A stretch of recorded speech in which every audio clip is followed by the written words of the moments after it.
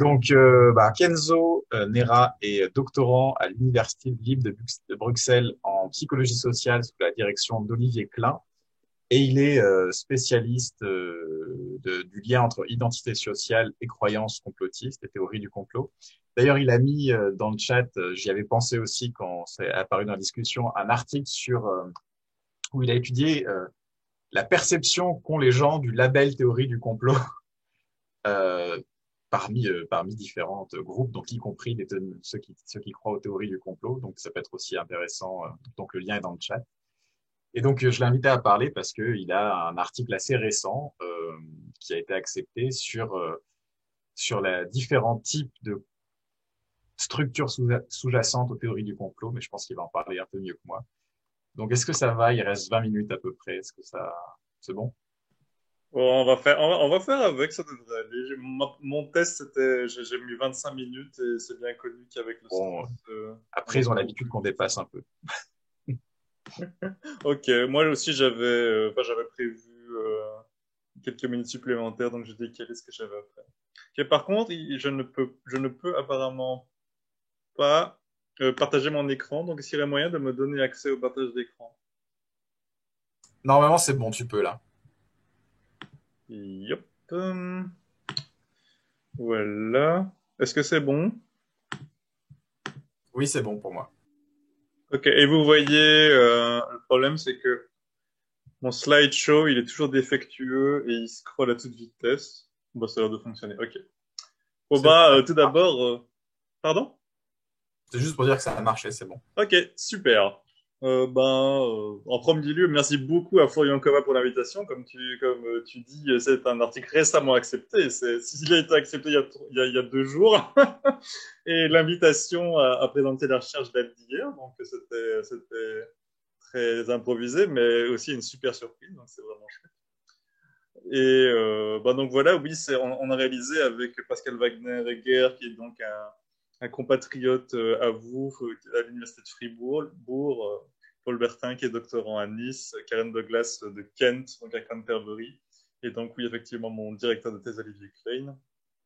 Et avant de se lancer dans la... Excusez-moi, je dois bouger le petit... voilà, c'est bon. Je devais bouger quelque chose pour mieux voir mes slides. Euh, Après cet exposé assez fin sur la définition de ce que c'est qu'une théorie du complot, etc., on va passer à on va dire une approche un petit peu moins fine du complotisme, vu qu'il s'agit de psychologie sociale quantitative. Et déjà, la première chose à savoir, c'est que quand on est en psychologie, quand on étudie le complotisme en psychologie, on évacue complètement la question de la vérité. Donc, ça va peut-être un petit peu dissonner avec ce qu'on vient d'entendre. Et souvent, il y a un certain nombre de définitions communes mobilisées dans la recherche. Par exemple, des théories du complot, ça peut être défini comme des croyances sur lesquelles un ou plusieurs groupes sociaux œuvrent en secret de concert pour accomplir un dessein malfaisant. Ou alors, ça peut être défini comme des explications d'événements sociaux, souvent importants, qui reposent sur le rôle caché d'un petit groupe malveillant qui conspire secrètement. Donc, il y a quelques caractéristiques communes. Il y a vraiment cette notion d'intentionnalité collective, une connotation morale assez forte avec la question de la malfaisance, évidemment la question du secret, parce que c'est pas secret, c'est pas un complot. Et donc, une autre spécificité, outre le fait qu'on évacue complètement la question de la vérité, c'est que assez souvent, et personnellement, je trouve que c'est assez problématique, on évacue la question du rapport aux autorités épistémiques, même si elle est un petit peu sous-jacente à la question du secret. Euh, le point de départ de ce papier, c'est une donnée, en fait, une approche du complotisme qui, on va dire, je pense, est dominante en psychologie sociale. C'est l'idée que le complotisme, c'est une espèce de phénomène relativement homogène. En fait. Mais donc, on étudie les théories du complot comme on étudie le complotisme, avec un petit peu cette idée que ce qui s'applique à une théorie du complot s'appliquera à d'autres théories du complot. C'est un point de vue qui ne vient pas de nulle part parce que c'est vraiment la donnée la plus robuste de toute la recherche en psychologie sociale sur les théories du complot. C'est que une théorie du complot ne vient jamais seule en fait. Et le meilleur prédicteur de l'adhésion à une théorie du complot, c'est l'adhésion à une autre théorie du complot, même quand celle-ci n'a en apparence absolument aucun lien. Donc c'est vraiment une observation empirique récurrente, c'est que les croyances complotistes sont positivement corrélées entre elles, mais genre très très fortement à un point tel que sont les standards méthodologiques admis en statistique. on peut considérer que ça reflète en fait le même phénomène sous-jacent. Et ce phénomène sous-jacent, donc, c'est le complotisme. La première personne à avoir mis en évidence cette très forte intercorrélation entre croyances complotistes, c'est Ted Gersel dans les années 90. Et lui, il a proposé une explication qui depuis a été battue en brèche, mais bon, c'est une première tentative d'explication de ce phénomène. C'est il disait que le complotisme, pour lui, c'était genre un système de pensée monologique. Donc, il disait que les gens qui adhèrent aux théories du complot se retrouvent dans un univers intellectuel où ils sont complètement fermés, on va dire, à l'information contradictoire. Et donc, au lieu d'être en dialogue avec des informations contradictoires, ils se retrouvent en monologue avec leurs hypothèses de complot. Et dans un tel système intellectuel, les hypothèses de complot sont supposées se renforcer les unes les autres. C'est un système qui a été, c'est une explication qui a été, comme je le disais, battue en brèche, notamment parce qu'il n'y a absolument aucune donnée qui prouve que les gens qui croient à des théories du complot seraient plus fermés d'esprit que les autres. Mais c'était une première tentative, on va dire, d'expliquer cette observation empirique. Et pour continuer là-dessus, en fait, cette approche du complotisme comme un construit unique, elle a certaines limites vraiment, enfin, certaines limites qui ont vraiment servi de point de départ à notre papier. C'est que, d'une part, ça efface complètement la diversité des théories du complot et la diversité des adhérents à ces théories. Il y a des travaux qui ont davantage une approche ethnographique qui ont montré que, par exemple, les militants du complot du 11 septembre sont sociologiquement et même au niveau de leur façon d'interagir et d'argumenter, ils sont assez différents des militants, on va dire, de théorie du complot beaucoup plus New Age, qui, eux, sont d'un côté, on a donc du côté du 11 septembre des gens qui sont vraiment très, très forts à singer, on va dire, la méthode scientifique, le raisonnement rationnel, en allant chercher des avis d'experts scientifiques, etc. Alors que de l'autre côté, on peut avoir des gens qui ont un rapport beaucoup plus mystique à la croyance, etc. Donc, cette approche, on va dire, monolithique du complotisme, elle efface toute cette diversité. Par là même, elle présuppose que les différentes théories du complot, enfin, la croyance à différentes théories du complot euh, comment est-ce qu'on est sous-tendu par des mécanismes d'adhésion similaires. Et enfin, et c'est à ça que renvoie, on va dire, la question de la donnée empirique, c'est que le complotisme, dans cette approche-là, en fait, c'est une boîte noire. Le complotisme, c'est avant tout une observation empirique. C'est l'observation que si vous croyez à une théorie du complot, vous allez croire à d'autres théories du complot.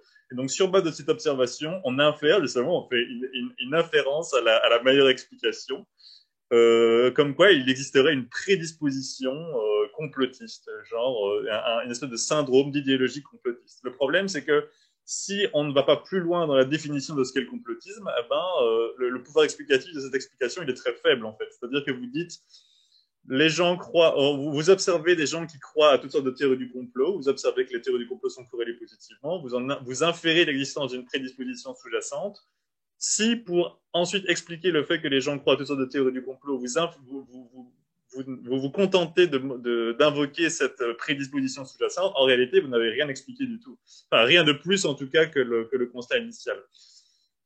Et enfin, une limite importante, c'est que quand on observe les théories qui ont cherché vraiment à expliquer, à proposer une théorie, on va dire, du complotisme, eh ben, certaines d'entre elles sont incompatibles. Et c'est vraiment là-dessus qu'on a construit notre papier. Donc, à la place de cette approche vraiment, on va dire, monolithique du complotisme, on a proposé de distinguer deux grandes catégories de théories du complot qui ne regroupent pas toutes les théories du complot, mais qui permettent vraiment de développer, je pense, une réflexion théorique et critique intéressante sur les théories existantes. C'est d'une part, on propose de distinguer les théories du complot qu'on a appelées les théories du complot ascendantes, c'est-à-dire des théories du complot qui visent des groupes qui disposent d'un pouvoir objectif important, les banquiers, les gouvernements, les services secrets, etc.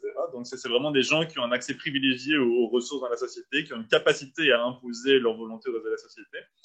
Et on propose de distinguer ces théories du complot ascendantes de théories du complot qu'on a appelées les théories du complot descendantes, qui, eux, visent des groupes qui, justement, dans les faits, disposent de relativement peu de pouvoir objectif. C'est par exemple les théories du complot qui vise les minorités stigmatisées, les immigrés, les musulmans, les personnes LGBT, etc.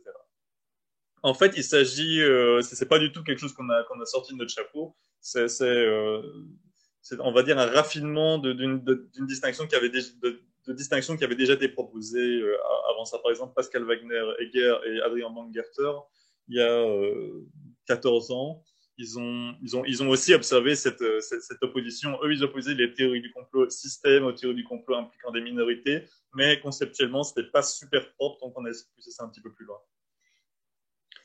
Ce qui est intéressant, je pense, avec cette distinction entre théorie du complot ascendante et descendante, c'est que ça permet vraiment de mettre en évidence au moins deux théories du complotisme et vraiment, du coup, deux lignages de recherche sur la théorie du complot qui sont présents et qui ne se sont jamais reconnus mutuellement.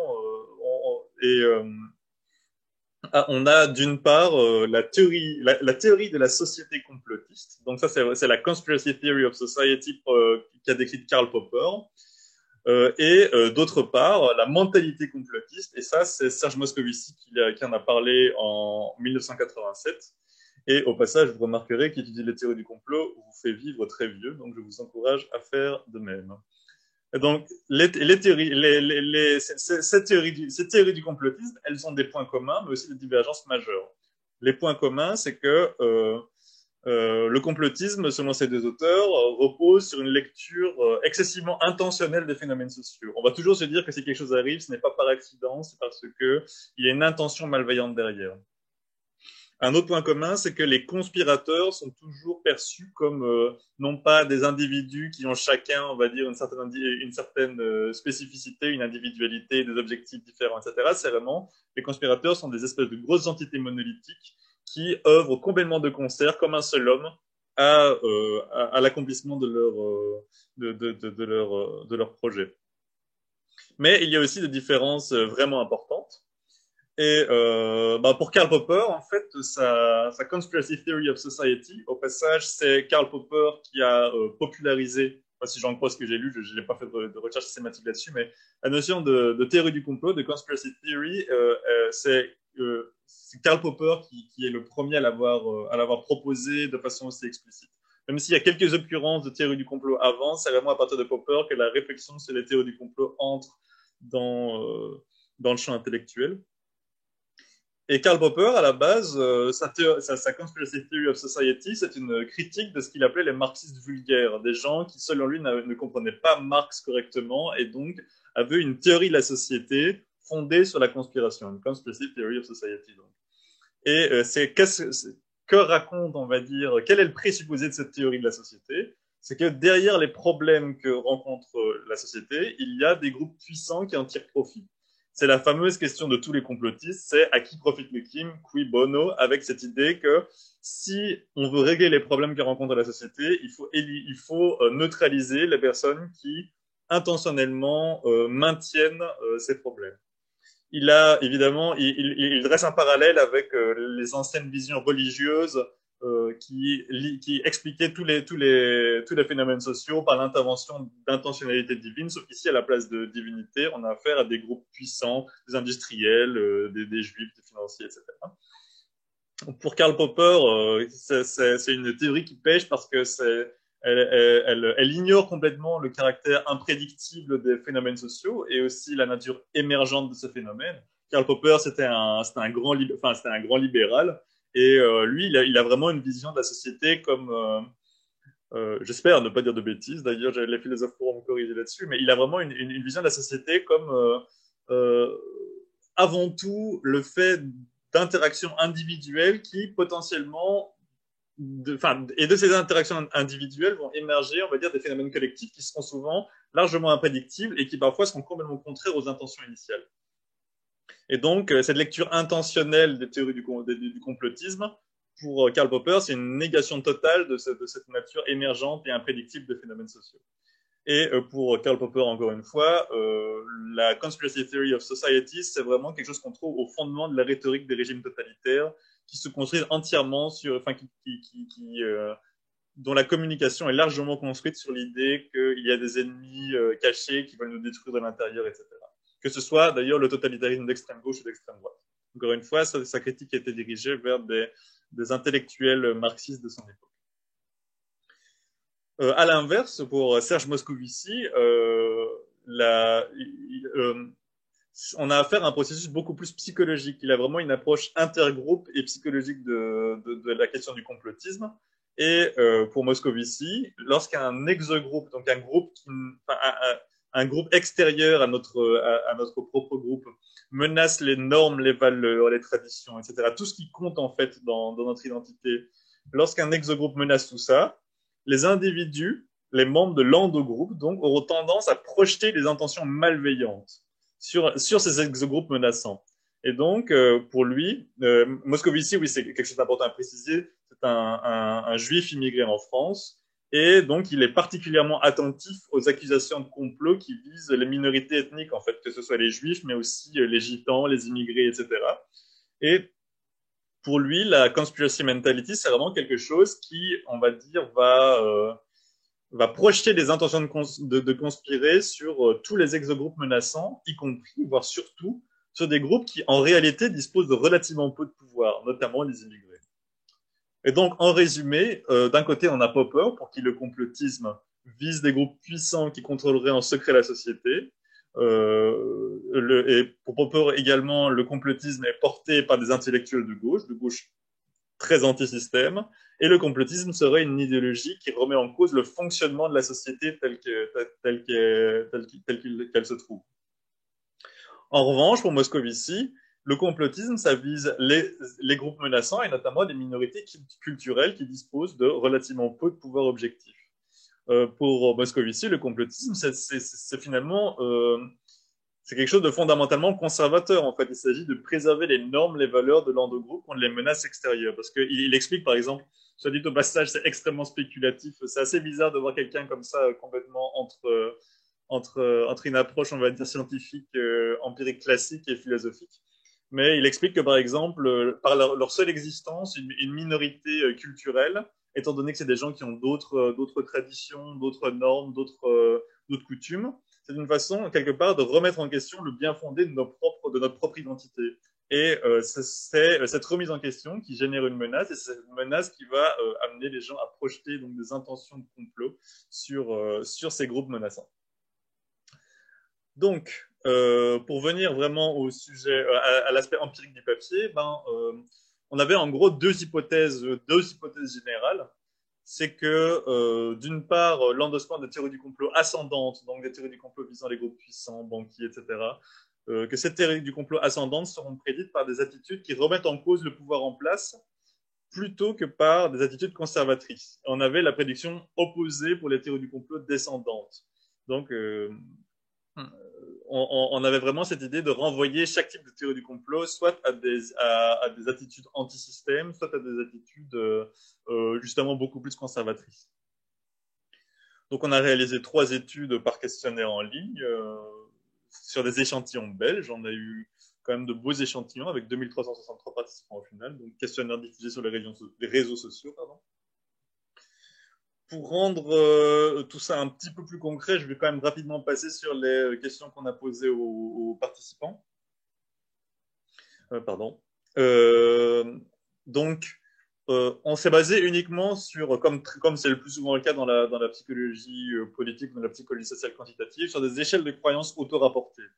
Donc, en gros, vous avez probablement tous déjà fait ça, on vous demande d'exprimer à quel point vous êtes d'accord avec une série d'affirmations. Avec 1 qui signifie pas du tout d'accord, 2 plutôt pas d'accord, neutre, plutôt d'accord, totalement d'accord. Et ça permet en gros de quantifier l'adhésion à toutes ces croyances. Et donc pour les théories complotistes ascendantes, on avait des questions du genre la presse est secrètement contrôlée par les élites pour façonner des opinions favorables à l'ordre établi. Ou alors certains groupes pharmaceutiques encouragent la dissémination des maladies car ils ont le monopole sur les médicaments permettant le traitement. Pour les théories complotistes descendantes, il n'y en a pas 36 000 en fait. Donc du coup, on s'est vraiment basé sur les théories du complot, sur le prétendu projet des groupes LGBT d'imposer l'idéologie du genre et de détruire les normes familiales traditionnelles.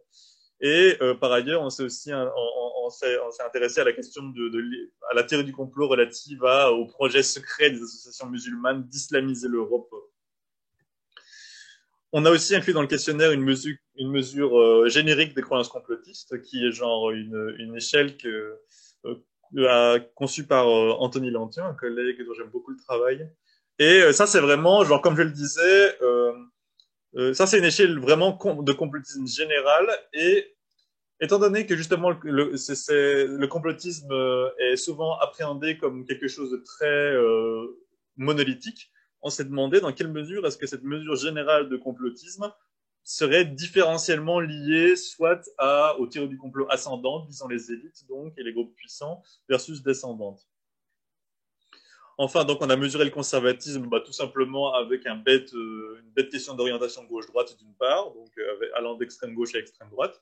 Et on a aussi mesuré, étant donné que l'orientation gauche-droite pose une série de problèmes assez carabinés, on a utilisé une mesure un peu plus fine, qui est une alternative très commune à l'orientation gauche-droite, c'est genre le positionnement des gens sur les dimensions économiques et sociales du conservatisme. Donc en gros, on leur demandait d'exprimer leur ressenti positif ou négatif par rapport à toute une série de sujets de société, et ces sujets de société renvoyaient au conservatisme économique et social. Et donc, on leur demandait leur avis sur le libre-échange, le mariage religieux, la famille traditionnelle, l'entreprise, etc. Et bon, après, au final, on s'est retrouvé avec trois dimensions plutôt que deux, mais bon, ça n'a pas changé grand-chose au résultat. Je ne vais pas développer ça outre mesure ici. Enfin, donc, on a mesuré, après ces mesures de conservatisme, on a aussi mesuré le rejet des structures de pouvoir. Et ça, pour ça, on a mesuré d'une part l'extrémisme politique. Donc ça, je vais vous passer les détails, mais en gros, c'est basé sur l'échelle gauche-droite. En fait, bon, je vais le dire comme ça, peut-être qu'il y a des gens qui vont comprendre, je sais pas. Genre, on l'a centré sur la moyenne et élevé au carré, de telle sorte qu'en gros, un score élevé, ça veut dire que vous êtes politiquement plus... au plus le score est élevé à cette mesure de l'extrémisme politique, au plus vous êtes éloigné de la moyenne de l'échantillon, en fait. Donc, en gros, ça mesure l'extrémisme politique de droite comme de gauche. Bon, on a considéré que c'était une mesure de rejet des structures de pouvoir parce que dans le contexte politique belge francophone est un peu particulier. C'est-à-dire que, bon, d'une part, l'extrême droite, qui dans plein d'autres contextes n'est pas du tout une expression du rejet des structures de pouvoir, mais dans le contexte belge, francophone en particulier, il y a cette situation un peu particulière. Je ne sais pas s'il y a ça ailleurs, mais en gros, les médias belges francophones ont un accord, mais genre totalement explicite, de ne jamais donner la parole à l'extrême droite. Ce qui fait que, malgré un terreau idéologique qui n'est pas forcément différent d'ailleurs, ben, l'extrême droite est virtuellement inexistante en fait dans l'arène politique belge francophone. Et pour l'extrême gauche, et quant à l'extrême gauche, elle a un succès relatif. Aux dernières élections fédérales, c'était le 4e plus gros parti, le parti qui a eu le plus de voix. Mais la démocratie, le système belge est une démocratie avec suffrage proportionnel, et la majorité des sièges en fait est tenue par de centre-gauche et centre-droit. Et dans un gouvernement comme celui-là, faire passer une mesure d'extrême gauche, c'est à peu près vaguement impossible, en fait. Et donc, en gros, on a considéré que l'extrémisme politique de gauche comme de droite pouvait constituer un rejet des institutions et des structures de pouvoir, en tout cas dans le contexte belge. Et on a aussi mesuré de façon plus directe le leadership breakdown. Donc, en gros, c'est le sentiment que c'est une dimension de l'anomie. Un concept que je ne veux pas expliciter ici plus que ça parce que je dois tracer. Et donc, c'est vraiment le sentiment que le leadership de la société n'a plus aucune légitimité. Donc, on demande aux gens s'ils pensent que le système politique fonctionne comme il le devrait, si le système politique travaille pour l'intérêt général, etc. Et en réalité, ce sont des items inversés, en fait. Donc, on s'intéresse non pas à l'accord avec ces affirmations, mais au désaccord avec ces affirmations. Donc, pour aller très vite sur les résultats, sans grande surprise, ce qu'on a observé, c'est que les théories du complot ascendantes sont fortement associées au rejet du leadership, et elles sont bien davantage associées au rejet du leadership que les théories du complot descendantes. Et symétriquement, les théories du complot descendantes sont très fortement liées au conservatisme, et bien plus que les théories du complot ascendantes. Quelque chose qui est intéressant, c'est que les théories du complot descendantes, en fait, sont mieux prédites par le conservatisme que par les mesures de croyances complotistes génériques, ou que par les croyances complotistes que les croyances complotistes ascendantes. Donc c'est vraiment quelque chose qui est très fort lié à aux attitudes conservatrices. Un autre résultat qui est ressorti, c'est que la mesure générique de complotisme qu'on a utilisée prédit beaucoup mieux la croyance aux théories du complot ascendantes que l'adhésion aux théories du complot descendantes. Et enfin, la dernière donnée, c'est que les deux types de théories du complot étaient positivement corrélés et assez robustement. Donc, qu'est-ce qu'on peut tirer de tout ça? C'est que les théories du complot ascendantes et descendantes ont assez clairement des corrélats idéologiques assez distincts et que aussi bien la vision de Moscovici, aussi bien que celle de Popper, se retrouvent corroborées par nos résultats. En fait, c'est juste que leur vision sont corroborées pour différents types de théories du complot. Ces résultats aussi questionnent de façon assez frontale l'idée que le complotisme serait une idéologie foncièrement anti-système, étant donné qu'on a vu qu'un certain nombre de théories du complot n'étaient pas du tout anti-système. Ça met aussi en évidence que les mesures communes de complotisme sont disproportionnellement orientées sur l'approche anti-système du complotisme, donc sur l'approche poppérienne. Enfin, la robuste association entre les deux types de théories du complot corrobore quand même l'idée qu'il y aurait potentiellement une forme de conspiracy mindset sous-jacent. Ce serait pas forcément quelque chose d'anti-système, mais ce serait peut-être une forme de prédisposition à croire aux théories du complot. Après, évidemment, elle reste à définir avec de futurs travaux. Il y a 2-3 éléments supplémentaires qui valent la peine d'être mentionnés. Une objection qu'on a anticipée, c'est un petit peu cette idée que les théories du complot descendantes, potentiellement, ne sont pas de vraies théories du complot. Et parce que, effectivement, si on pense que l'histoire est dirigée par des groupes puissants qui tirent les ficelles, eh ben, c'est un petit peu complètement contradictoire avec l'idée que c'est des groupes qui puissent avoir peu de pouvoir dans la société objectif. Et notre réponse à ça, c'est que ça dépend vraiment fort de la définition qu'on mobilise en fait. Et on a vraiment l'impression que pour le moment, il y a deux catégories, on va dire, de définition des théories du complot qui sont mobilisées de façon pas forcément interchangeable, mais en tout cas, les gens n'ont pas l'air de soulever l'existence de ces deux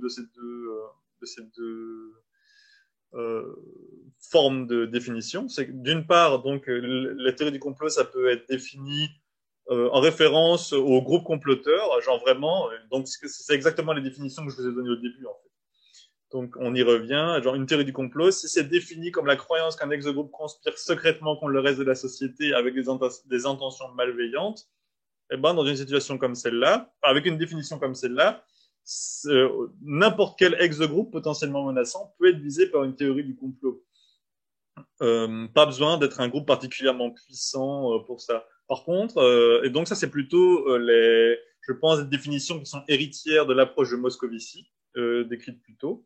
Et par contre, les gens qui sont davantage dans l'approche anti-système et dans l'approche poppérienne du complotisme auront davantage tendance à mobiliser des définitions des théories du complot qui spécifient l'implication d'un groupe puissant derrière des événements sociaux. C'est vraiment l'idée que derrière des événements sociaux majeurs, il y aurait dans l'ombre, dans les coulisses, un groupe qui tirerait les ficelles et qui aurait un petit peu contrôlé la marge des événements. Si on souscrit à ce second type de définition, eh ben, effectivement, le groupe conspirateur doit nécessairement avoir le pouvoir au moins de camoufler son implication dans les événements et donc de censurer les médias, etc. Et donc ça effectivement, dans un cas comme celui-ci, ça implique que le groupe ait du pouvoir. Donc passer très rapidement sur les limites, vous vous êtes sans doute déjà fait la réflexion pendant la présentation, mais l'opposition en théorie du complot ascendante et descendante, c'est vraiment pas une typologie exhaustive, c'est plutôt, on va dire, une façon de remettre en question certains présupposés de l'étude du complotisme. Et il y a toute une série de théories du complot qui sont très difficilement, voire impossibles à classer par le biais de cette opposition en théorie du complot ascendante et descendante. Par exemple, je n'ai pas parlé des théories du complot antisémites. Or, c'est genre une portion importante du monde, enfin de l'univers complotiste.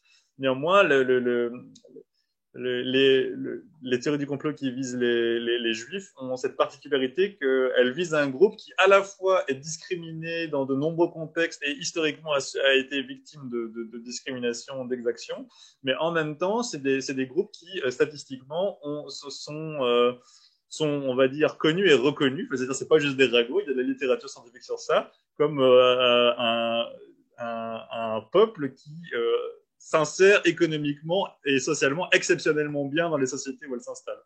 En tout cas, dans de nombreux contextes. Donc, c'est possible que, dépendamment du contexte dans lequel les théories du complot antisémites émergent, puissent être l'objet de théories du complot ascendantes ou descendantes.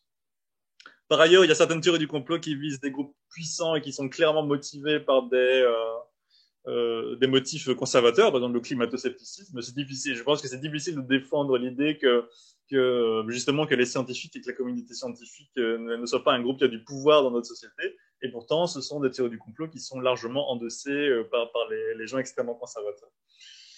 Une deuxième limite, c'est que donc mais ça c'est vraiment un choix qu'on a fait parce que sinon c'était très compliqué. C'est que la distinction entre théorie du complot ascendante et descendante, elle se fait sur un critère qui n'est pas psychologique. On a vraiment volontairement décidé de se baser sur le pouvoir détenu par les groupes au sein de la société. Ce qui ne veut pas dire qu'au niveau psychologique, ça se traduise de la même façon. Et donc, il y a vraiment cette dimension, la réflexion autour de comment s'articule pouvoir objectif des groupes et le pouvoir qui est subjectivement attribué à ces groupes. Je pense que c'est vraiment une piste de réflexion et de recherche extrêmement prometteuse pour la suite, notamment parce que ce soit les théories du complot ascendantes ou descendantes, qu'elles visent des groupes relativement faibles ou relativement puissants, dans les deux cas, il y a une attribution démesurée de pouvoir, en fait. C'est-à-dire que, évidemment, quand un groupe objectivement peu puissant est accusé de conspirer et de vouloir détruire la société ou que sais-je, c'est une façon de lui attribuer finalement un pouvoir subjectivement lui attribuer un pouvoir qu'elle n'a pas objectivement. Mais aussi au niveau des théories du complot qui visent les groupes objectivement puissants, c'est ce que disent Popper et tant d'autres. En réalité, ces groupes sont puissants, mais aucun groupe n'a une puissance d'action suffisante pour contrôler complètement le cours d'un événement, d'un événement historique complexe du fait du chaos, on va dire, inhérent au fonctionnement social. Et donc, il y a un petit peu, dans les deux cas, en fait, une espèce d'attribution de pouvoir au-delà, supérieure au pouvoir que détiennent peut-être objectivement ces groupes. Ouais, pour conclure, le complotisme, c'est un sujet vraiment complexe et multiple. Et j'espère avoir sensibilisé au fait que il y a vraiment une diversité de théorisation en fait sur ce que c'est que le complotisme. J'aurais pu parler du paranoid style de Hofstadter aussi, mais bon, il faut faire des choix. Et il y a aussi différentes définitions du complotisme et de la théorie du complot et distinguer donc les différentes approches et différentes définitions, ça m'apparaît vraiment comme un enjeu théorique majeur dans la réflexion sur la théorie du complot. Et je vous remercie de votre attention et j'en profite pour remercier mes sympathiques et très charmants co-auteurs et co-autrices. Et voilà. Merci beaucoup. Alors, il est déjà tard, donc je vais juste donner la parole aux étudiants qui doivent partir, s'ils veulent poser une question très vite avant de devoir partir. Est-ce qu'il y a quelqu'un qui a... Je vous laisse encore 2 secondes pour vous manifester. Ok, alors j'ai vu 2 mains se lever, non? Qui c'est Il y a Jean-Baptiste qui voulait poser une question, non? Des applaudissements. Ah, c'est des applaudissements. Oula, je suis complètement à la ramasse. Oui, c'est ça. La différence est subtile. Tu as une main, mais avec des petits traits. Non, ça ouais. Sinon, on est obligé de la baisser, si c'est une main levée pour poser une question. Ah, d'accord, c'est subtil, oui. Du point de vue de l'œil, en vision périphérique, ça se voit pas tout de suite. S'il n'y a pas de questions d'étudiants, moi j'en ai une. Ceux qui veulent partir, ils peuvent partir. Ceux qui veulent rester, ils peuvent rester. La seule question qu'ils ont, c'est est-ce qu'ils peuvent partir. Juste pour dire que je viens de mettre dans le chat le lien vers le cours d'épistémologie, la vulgarisation d'épistémologie par Jennifer Nagel, qui est excellent. Si vous voulez super. voir. J'avais noté le nom, ça n'est pas tombé dans l'oreille d'un sourd quand il en a parlé. Je vais le remettre aussi sur le site du cours parce que je sais ce que c'est en fait, je le connais. J'ai déjà croisé ces trucs-là. Mais oui, j'ai pas tout vu, mais j'en ai vu pas mal qui étaient bien. J'avais regardé celui sur l'intuition qui était assez sympa. Alors vas-y, Geoffrey, pose ta question. Ouais. Désolé, j'étais absorbé par Je regardais la chaîne YouTube. Mais oui, je connaissais déjà Wireless Philosophy, mais je savais pas qu'il y avait eu ça. Ouais, j'avais une question. Du coup, c'est, on va dire, deux questions en une. Est-ce que déjà, d'une part, la plupart du temps, est-ce qu'il y a une sorte comment dire, est-ce que c'est exclusif d'adopter plutôt certaines théories du complot que d'autres? C'est-à-dire, certaines personnes vont avoir tendance à développer des théories du complot, trouver ça intuitif et attractif de développer des théories du complot du genre ascendante, mais du coup, bah, généralement, ils n'ont pas d'avis sur les autres théories du complot. Et est-ce que tu penses qu'en fait, ça révèle, est-ce qu'il y aurait un vrai construit derrière psychologique qu'on pourrait essayer de mesurer à travers des échelles, c'est de valider des échelles pour voir euh, quel type de false belief on est plus sensible ou pas. Je pense à des travaux qui ont déjà essayé plus ou moins de faire ça, notamment avec des échelles un peu vieilles de psychosocial, qui essaient de mesurer un peu la perception qu'ont les gens d'eux-mêmes, s'ils sont warm ou competents, ou des fois c'est utilisé comme communal, je crois, un truc comme ça, et où les gens qui se voient très warm, ils ont tendance à davantage partager des false beliefs, mais parce que ça fait plaisir aux gens. C'est des trucs genre c'est la naturopathie, c'est des trucs voilà, des trucs happy quoi. Donc voilà, je sais pas si j'ai été très clair, mais La première question, je l'ai bien comprise. La deuxième, il va falloir répéter. Je suis désolé. ouais, vas-y déjà pour la première et puis je relancerai Bah, peut-être par la deuxième après. donc sur l'exclusivité, justement, en fait, et ça c'est vraiment, mais en toute sincérité, c'est vraiment une donnée qui moi me fait me poser des questions parce que initialement, je suis pas du tout d'accord avec l'idée que que anti-élite et anti-minorité viennent ensemble. Mais bon, le truc c'est que, comme je le disais, c'est vraiment une donnée hyper robuste dans la recherche sur les théories du complot, c'est que c'est toujours positivement associé en fait. Et ici, il y a la structure factorielle distincte ressort bien. C'est-à-dire que tu peux pas considérer que c'est le même construit, mais c'est quand même corrélé à 0,40, 0,50, et Ok. à l'échelle de enfin, je veux dire, c'est gros, quoi. C'est pas des énormes effets. C'est pas indistinct, mais donc c'est quand même vraiment une association positive. Quelque chose Ouais. qu'on peut dire aussi par rapport à ça, c'est qu'en tout cas, au vu de l'analyse, enfin, les liens avec l'idéologie, c'est que typiquement, je pense qu'à l'extrême droite, tu trouveras les deux, tu trouveras beaucoup plus les deux types de théories du complot. Par exemple, les gens qui généralement endossent les théories du complot anti-minorité, souvent, tu sais pas si c'est les minorités qui sont mises dans le même sac que les élites ou l'inverse, mais tu as toujours l'implication des médias, etc. Et donc, à l'extrême droite, c'est un peu tout le monde est pourri sauf nous, quoi. C'est-à-dire les étrangers sont. Il y a vraiment l'axe du rejet des étrangers et l'axe du rejet du système. Alors qu'à l'extrême gauche, tu trouves virtuellement pas de croyances, de complotisme anti. En tout cas, pour tout ce qui est LGBT et musulmans, etc. Par contre, tu trouves beaucoup de complotisme anti-élite. Donc, si tu le prends par le prisme de l'idéologie politique, tu vois que, voilà, ce que je dirais, c'est que généralement, les gens qui croient aux théories du complot anti-minorité croient aussi aux théories du complot, ceux qui croient aux théories descendantes croient aussi aux théories ascendantes, mais l'inverse, c'est pas nécessairement vrai, je dirais. Ok. Donc est-ce que tu pourrais considérer ça finalement comme juste deux sub-constructs d'un construit plus général, juste de croyances en théorie du complot, ou vraiment tes Mhm. données Ça- montrent que non, C'est un c'est petit peu c'est vraiment la grande question sous-jacente. Et le truc, c'est qu'on arrive un petit peu avec notre article en disant genre, voilà, ça tient pas la route cette idée que le complotisme c'est un truc anti-élite et puis on se casse un petit peu sans apporter de solution au problème en fait.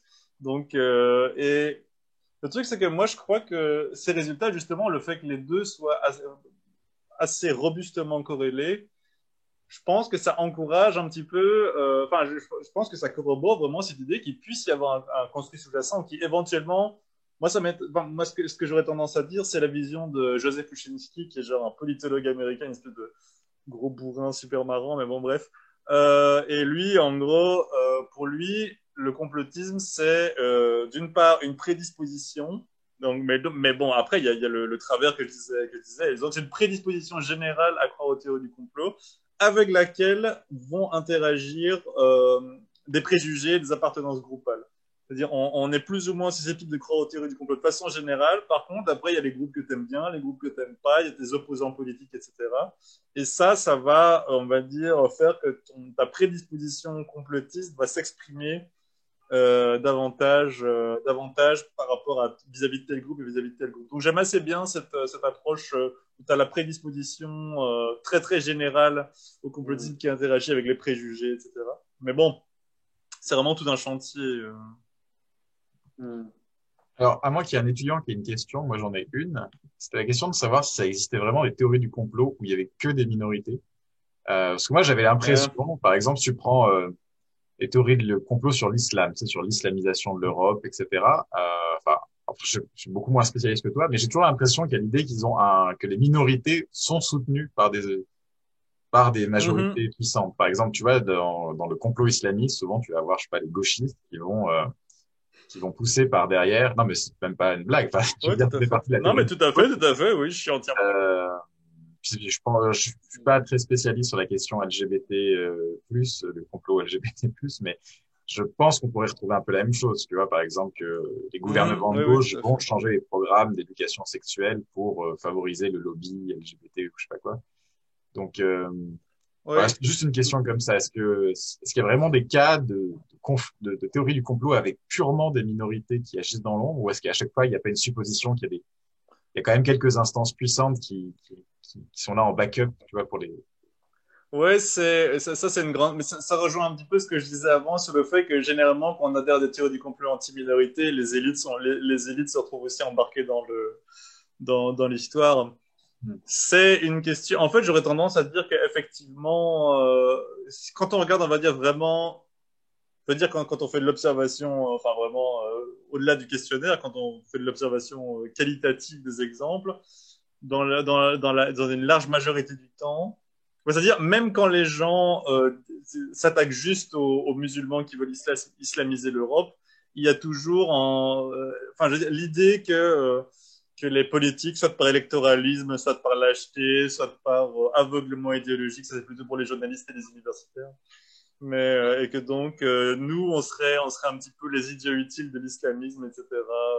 Mais c'est vrai que c'est quelque chose qui est toujours assez présent.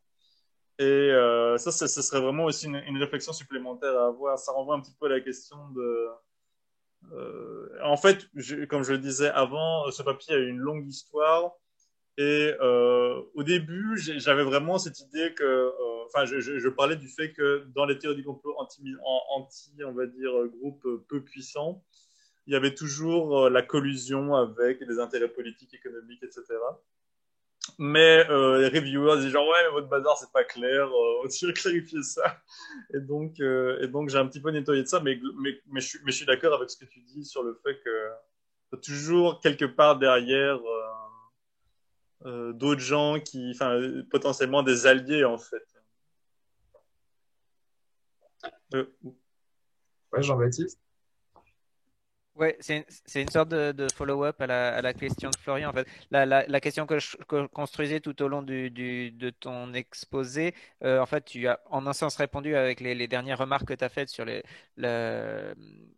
la distinction entre subjectif et objectif. En fait, moi, j'avais l'impression que quand tu faisais, il y avait une ambiguïté quand tu disais les théories. Euh,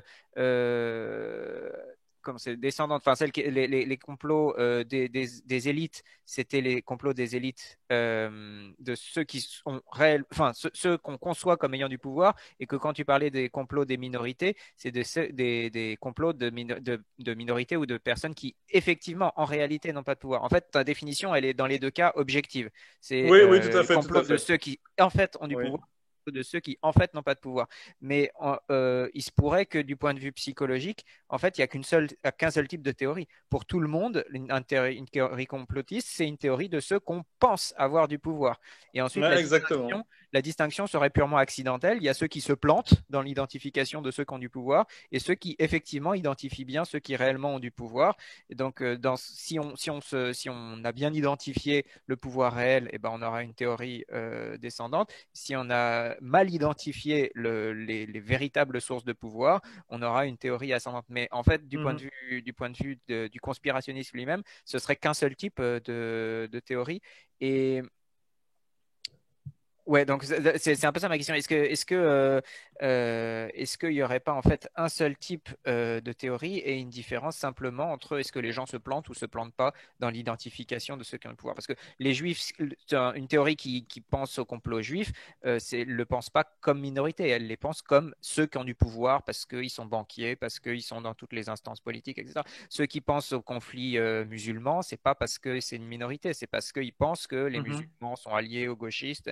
Pareil pour le complot LGBT, etc. C'est parce qu'ils sont alliés et parce qu'ils ont du pouvoir. Donc personne ne va faire, psychologiquement ne va faire une théorie du complot d'une minorité en la pensant comme n'ayant pas de pouvoir. Oui, tout à fait.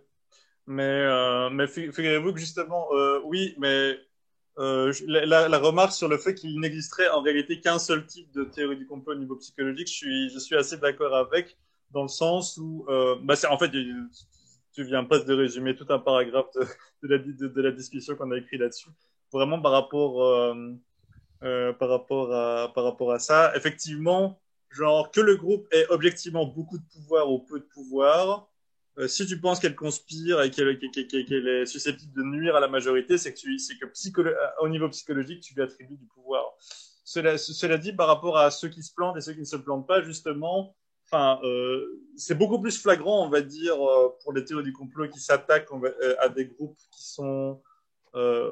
qui ont objectivement peu de pouvoir. Mais quand on regarde les théories du complot qui visent les groupes qui ont énormément de pouvoir, j'ai quand même, en tout cas, c'est le point de vue que défend Popper et que défendent d'autres personnes, c'est que ces groupes sont perçus comme encore plus puissants qu'ils ne le sont réellement, en fait. C'est-à-dire que c'est pas juste des groupes puissants, c'est une espèce d'omnipotence où que vous soyez, ils peuvent vous écouter, vous retrouver, ils peuvent influer de façon absolument massive le cours des événements historiques, etc. Et à ce titre, peut-être que la distorsion dans la perception de pouvoir, elle serait présente aussi bien pour le descendant que l'ascendant, mais ce serait beaucoup plus flagrant pour le descendant, on va dire, précisément parce qu'il y a une plus grosse différence. C'est juste que dans le cas des groupes puissants, il y a une exagération du pouvoir réel qui est déjà important. Mais et après, je veux dire, c'est discutable. J'ai aucune idée d'à quel point les firmes pharmaceutiques sont capables de censurer le consensus scientifique mondial sur une question. Mais c'est un petit peu comme, je sais pas moi, Big Pharma qui supposément censurerait l'intégralité de tout le consensus mondial sur la question de l'hydroxychloroquine. Et est-ce qu'il existe des groupes qui sont puissants au point de pouvoir acheter littéralement tous les gouvernements, tous les experts, tous les scientifiques, etc. Je suis pas sûr. Après, encore, moi, je suis pas du tout. Dans l'absolu, j'en sais rien. C'est plutôt une supposition qu'on propose pour la suite. Je veux juste préciser ma question. En fait, il y avait implicitement, enfin, une objection peut-être plus forte que je voulais, qui était implicite. Ouais, c'est que, en fait, contrairement à ce que tu as annoncé méthodologiquement, qui serait la mise à l'écart de la question de la vérité, ta distinction entre les deux types de théorie du complot peut-être est uniquement une distinction en termes de vérité. Ce qui fait la distinction, c'est pas la distinction psychologique, c'est qu'il y en a qui ont raison et d'autres qui ont tort sur la question qui a vraiment le pouvoir en réalité, en vérité. C'est une question. C'est une question redoutable et très intéressante. Je dirais, déjà par rapport à la question de la vérité, donc ce serait une vérité qui porte sur le pouvoir perçu et non pas sur le contenu de la proposition en elle-même. Parce que l'idée de savoir si les gens veulent, si les musulmans veulent islamiser l'Europe ou si, je sais pas moi, les médias sont contrôlés de façon entièrement contrôlée pour fabriquer le consentement. Pour moi, au niveau du contenu, je veux dire, les gens, c'est par rapport à l'affirmation qui se positionne, c'est pas par rapport au pouvoir. Après, peut-être que la distinction, la distinction, on va dire, sur la question du pouvoir, au niveau psychologique, effectivement, ça se rejoint un petit peu. Cela dit, encore une fois, même si on propose une distinction basée sur des critères objectifs, quand on regarde au niveau vraiment psychologique individuel, on voit que les deux théories du complot sont liées, enfin déjà ressortent comme dimensions distinctes des croyances complotistes, d'une part, et d'autre part, bah, c'est lié différemment à toute une série de variables idéologiques, etc. Genre le conservatisme, le fait d'être anti-pouvoir, etc. Et donc, je pense qu'à ce niveau-là, la distinction vaut quand même la peine d'être faite, même si d'être faite, pardon, parce que en fait, justement, il était question de dire ce qu'on changerait dans le papier. Ça fait 3 jours qu'il est publié, il y a déjà des trucs que je changerais dedans. Mais ce serait que potentiellement, en fait, peut-être que tout simplement se baser sur des théories du complot qui seraient motivées par des motifs, on va dire, conservateurs et des théories du complot qui seraient motivées par des motifs, on va dire, anti-système et qui visent à renverser l'ordre établi. On va dire, si je devais garder une distinction de ce papier, ce serait plutôt celle-là plutôt que celle en théorie du complot ascendante et descendante. Et en l'occurrence, ben, théorie du complot ascendante et descendante, c'est un peu des illustrations du fait qu'il y a des théories du complot qui sont comme ça, genre théories du complot foncièrement conservatrices, et d'autres qui sont beaucoup plus dans la remise en question de la structure de la société. Voilà. Alors, il y avait une question de Frédéric Thomas, je pense. Oui, en fait, je voulais réagir à cette histoire de véritable pouvoir des minorités, parce que c'est une question qui est vraiment intéressante, la perception du pouvoir des minorités. Est-ce que c'est une perception première et qu'en fait derrière, il y a un deuxième élément où on se dit la minorité ne peut exister qu'avec l'appui d'un autre groupe? Ou est-ce qu'il y a vraiment un construct psychologique qui nous permettrait de dire que ces personnes croient vraiment que ces minorités ont un pouvoir? Alors, il y a un complot dont on n'a pas beaucoup parlé niveau minorité, c'est le complot vegan, bien sûr, hein, très important, qui est au centre de la presse régulièrement. Mais ce complot vegan, en fait, a réactivé en France, surtout, un concept qui date des années 80, qui est la tyrannie des minorités, qui est l'idée que les minorités, en fait, à force d'être... et je cherche un mot de vocabulaire sensé et correct pour ça, mais il y a beaucoup de gros mots qui viennent à l'esprit, hein, à force d'être oppressante, n'est-ce pas, eh bien, parviendrait à faire fléchir la majorité qui, un peu comme face à un enfant qui nous énerve, on lui dit tiens, le voilà ton biscuit. D'accord. Et ce concept de tyrannie des minorités, en fait, je me demandais ce que tu en... Alors, pas ce que tu en pensais personnellement, parce que c'est pas la question, mais plutôt, est-ce que tu penses que ça pourrait être quelque chose d'intéressant à mesurer dans ce cas-là pour isoler, en fait, réellement le pouvoir de la minorité dans la perception qu'ont les gens de ces théories descendantes? Absolument, je trouve que c'est vraiment une belle piste d'opérationnalisation parce que c'est vrai que cette histoire de pouvoir perçu, etc., c'est quelque chose de très éthéré comme idée. Et je trouve que l'idée d'une tyrannie des minorités ou du fait que, enfin, que je sais pas, moi, que bah oui, en fait, le concept de tyrannie des minorités est hyper pertinent, je trouve, dans ce cadre-là. Et en réalité, dans la lettre à l'éditeur, bon, dans la lettre à l'éditeur, dans un des rounds de la reviews, le gars nous a vraiment demandé de réfléchir un petit peu à cette articulation entre le niveau objectif, subjectif du pouvoir, etc. Et le truc, c'est que notre papier faisait déjà 11 000 mots, tu vois, on avait déjà 3 études, et le gars, il disait genre, ouais, vous pourriez pas récolter une étude de plus pour essayer de creuser cette question. Et donc, c'était un petit peu genre, mais de fait, c'est vraiment, et c'est comme ça aussi, c'est aussi comme ça qu'on a défendu le fait de ne pas récolter plus de données. On a dit que c'était une question absolument fondamentale et essentielle, mais que justement, ça demanderait une investigation super spécifique. Encore une fois, ouais, la question de l'articulation entre le pouvoir réel supposé ou pas, et même de façon générale, on pourrait s'interroger sur ce que c'est exactement qu'exercer du pouvoir dans la société. Mais après, sinon, je pourrais essayer d'écrire un article que je publierai dans 30 ans en espérant avoir réfléchi suffisamment à la question. Mais ouais, enfin, tout ça pour dire que je suis très d'accord avec cette idée que la tyrannie perçue des minorités est probablement une très bonne façon de mesurer le pouvoir qu'on attribue à sa minorité, justement. Genre qu'on fléchit face au terrorisme intellectuel des islamo-gauchistes, etc. Tu verras